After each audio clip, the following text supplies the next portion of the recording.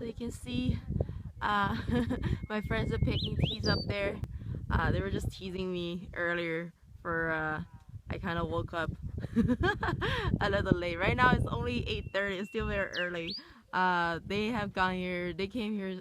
They've been here since 6. The mother of the house, though, the auntie, has been here since 7.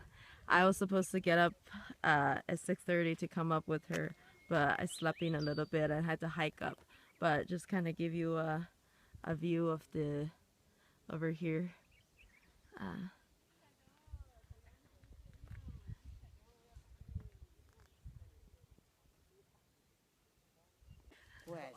你打不会打上吗？没关系，你们等着打包把你带过去。they were all asking me to come to America with me. They said maybe I can ship them with the tea. 看一下，看一下一起回来。He said maybe I'll ship them there and I'll open the package, let them out. They just take a look and then get shipped back. So you can see these tea trees are taller than the ones we picked earlier because these are a little less maintained, which is always a good sign. Direction-wise, I mean, that's east right over there. So what does that make over here? I would say that if that's east, I would say this is facing south, which is a pretty good direction.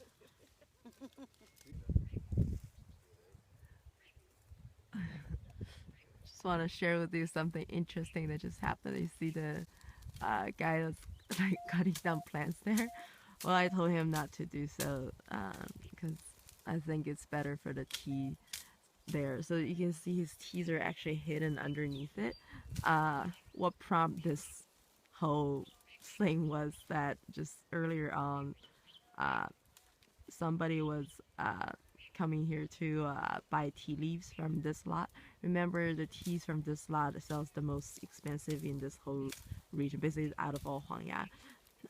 He actually doesn't live in this village. His house is in the next village, but his tea is here. And remember, everybody knows everybody around here, including the tea leaf buyers. You know, they usually are from the region, so they know everybody. So they don't believe that his tea was from here. He actually got into arguing with somebody here.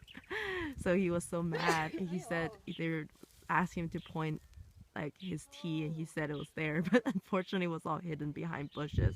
So he got a little angry. He's like, I'm gonna cut down all the trees and then so people can't see me picking the tea, so they'll believe that my tea is actually here, even though he lives in the next village. Behind me is the Divine Tea Garden of Golden Rooster Mountain.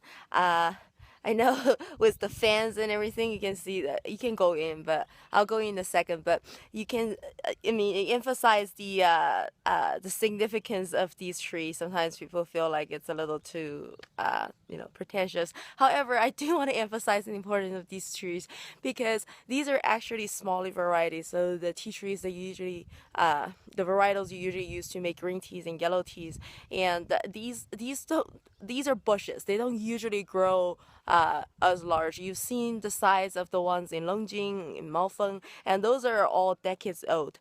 And these ones are giant for what it is. I'm gonna go in a second to show you some perspective. But the one in the cage that you saw behind me, that one is the Divine Tea Tree, hence the name, the Divine Tea Garden. And the story about the Divine Tea Trees here are actually very similar to the ones in Guapian region. It basically involves that one day people all of a sudden discovered these, like one villager discovered a tea tree, and he or she start picking the tree, and while he or she was finished picking one side, and then there's the other side start budding again. So basically, it's a never-ending tea tree, which is back in the days when tea is quite a staple of life. It's a great sign. So and later the person will put a sign sign, a clothes or something on the tea tree to come back the next day. And then when they come back the next day, they realize the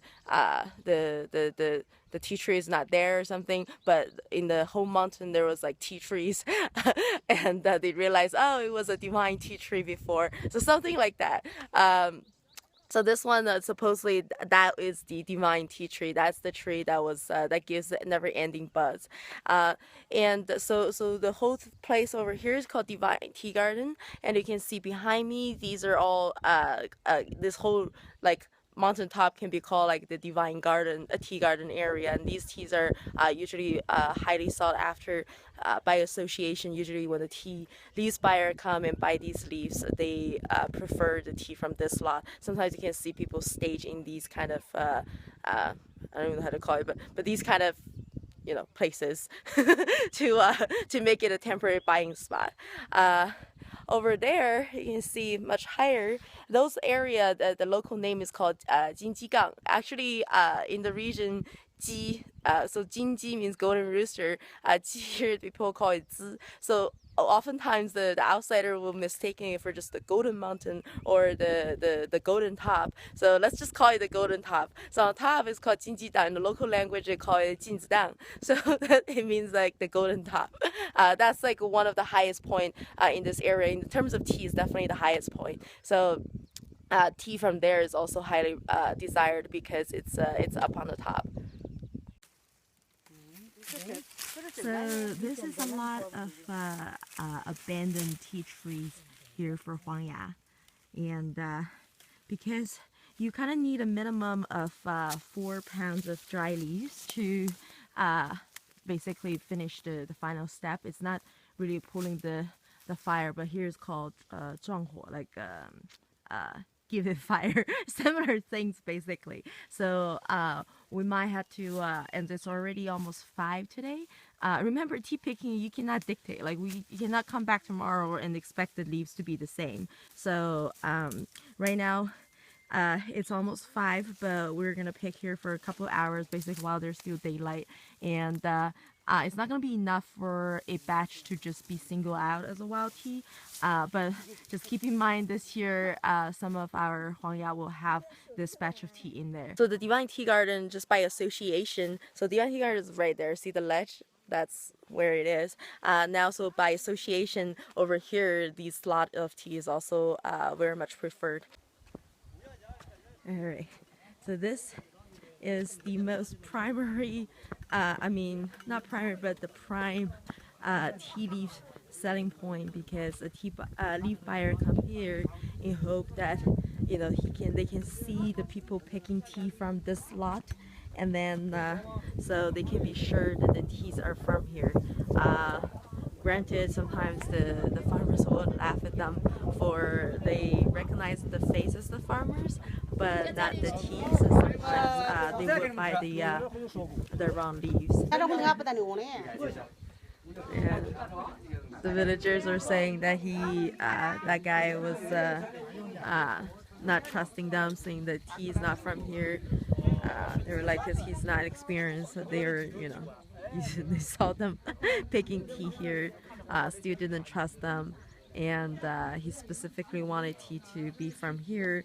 And then they were saying that they were being honest with him, saying that there's nobody picking here, but he wouldn't believe them. And some think that he knows, but there are also like other tourists who are interested.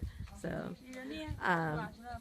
and the villagers are also, some of them think that he knew, he was just bluffing for a lower price. And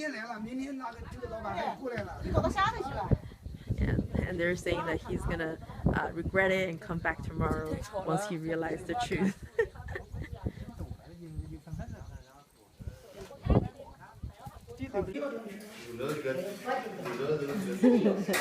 So this is all my fault.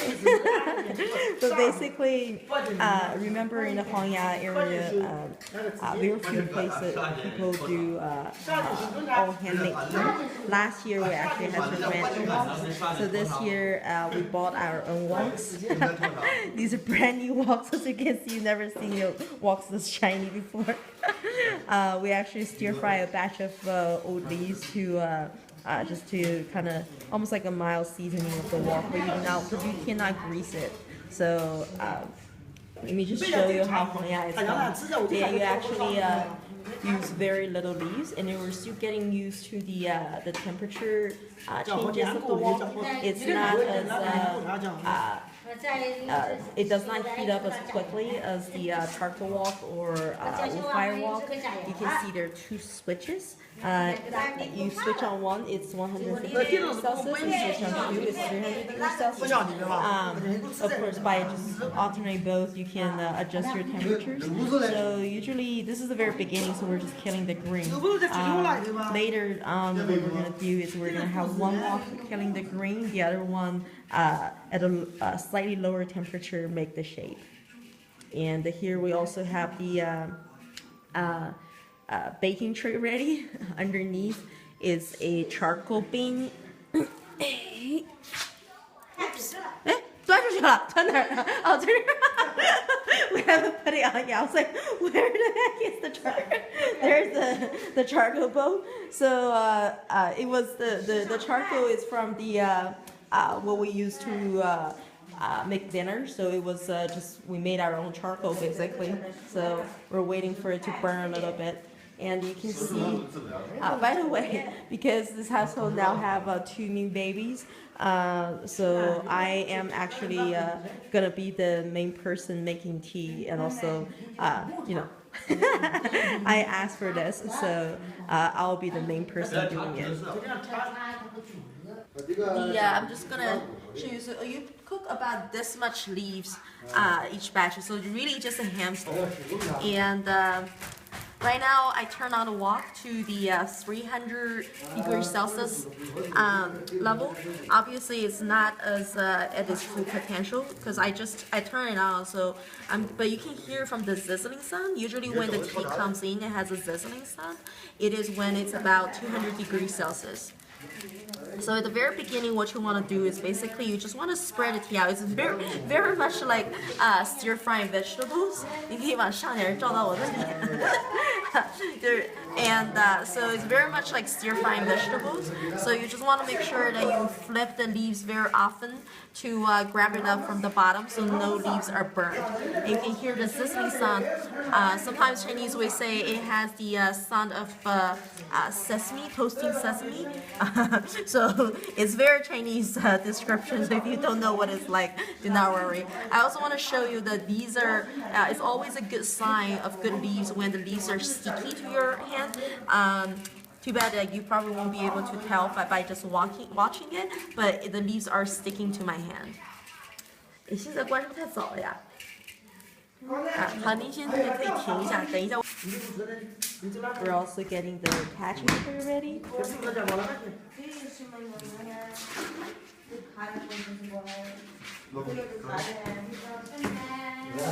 你那个里调理好了，家宝。To bring on to like to take a look, but I just want to show you because I use gestures much more standard. So basically, you try to grab the tea and then basically throw them at the same direction. While you're doing it, try to not change the direction of the tea. So once you repeatedly doing that, it'll actually get all straightened. And after a while, you want to spread it out evenly to let the heat go away. You can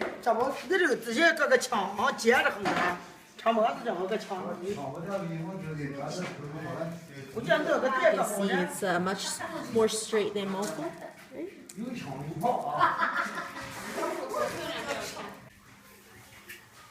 好了。So the very second step involved in making Huang Ya is that you want to make shape. So right now I have turned down the temperature a little bit, and after the leaf has been kind of soft and hardened at the same time. So basically the leaves has a little bit cooked, so you can feel that it's getting softer, but yet the edges has become a little tough. You can feel it. What you want to do is that you want to just adopt this kind of gesture. So basically grab the leaves and just throw them in one direction. So you can see that it naturally falls into a string shape. Remember, most of China's fine teas involves a make-shape step, except Maofeng. So this is how you make the string shape. You can also roll in your hand, but this is one of the gestures you can do to make the tea into a string shape. It's so you basically, obviously, the chemical reaction in tea means that you continue to destroy the enzymes, but also at the same time you kind of give the tea a little better appearance because it is enjoyment to drink the tea. And occasionally you want to spread the tea out to make sure that you drop the temperature, because I only have two controls on the temperature of the wok. So as I flip the tea around, it'll actually help the tea to the tea's temperature to get lower. The trick about two people doing the tea is always that you want to make sure we are doing tea at the same level. So when we bake the tea, it's actually the same rough tea that we have.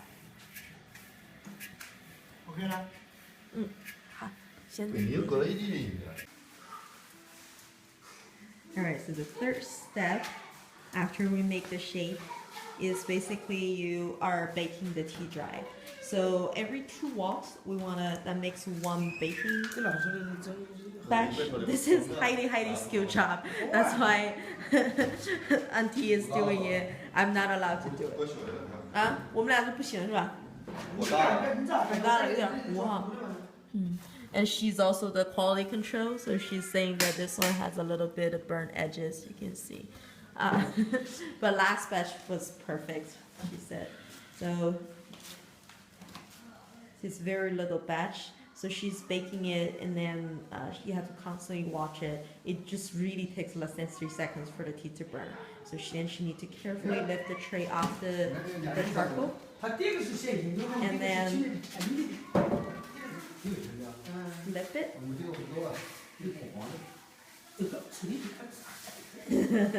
They're trying to find some old yellow tea for me.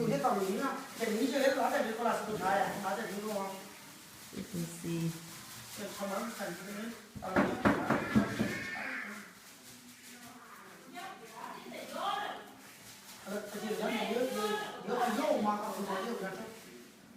So basically she is reversing the side of the tea. You have to do this off the charcoal, because otherwise the any bitsy part is going to drop in. Remember, this is bamboo, so it's very porous. It's going to drop into the charcoal bin, and it's actually going to create a smoke, which is a huge no-no. After she finished this one, she's gonna, so all the teas need to be baked twice, because these are very tender teas. If you bake it once, it's actually gonna burn. So you wanna bake it once, let it cool completely, and then do it again. Remember, this is still very early stage of making yellow tea. That this tray is dome shape. This is the most traditional shape of a baking tray because the center is where the temperature is the highest. So you want to rise it up, and then if she's were to bake more teas, it'll help for the tea to get even. Remember, this is also the tray that she used to do the big fire step. That's why it's such a big tray. But this is the step where you want to bake very little tea. These hasn't been baked yet, right? So I mean, afterwards you always want to get the bitsy parts off, and so I just want to show you the difference in size. So, so see, this is the freshly out of the wok tea. See the size? It obviously has shrunk at least half in size. And then this is the after the first round of baking. There are 2 parts to the first round of baking, but after the first round, you can see the difference in color and also the and the difference in the 这不是真人，不是很说你把这几片拿下去，这个不是，这个是上把熏好那个烘好的。哎，好了，这个。And then so you can clearly see the difference in the size. So this one has shrunk even more. And remember, we got to bake even twice more after.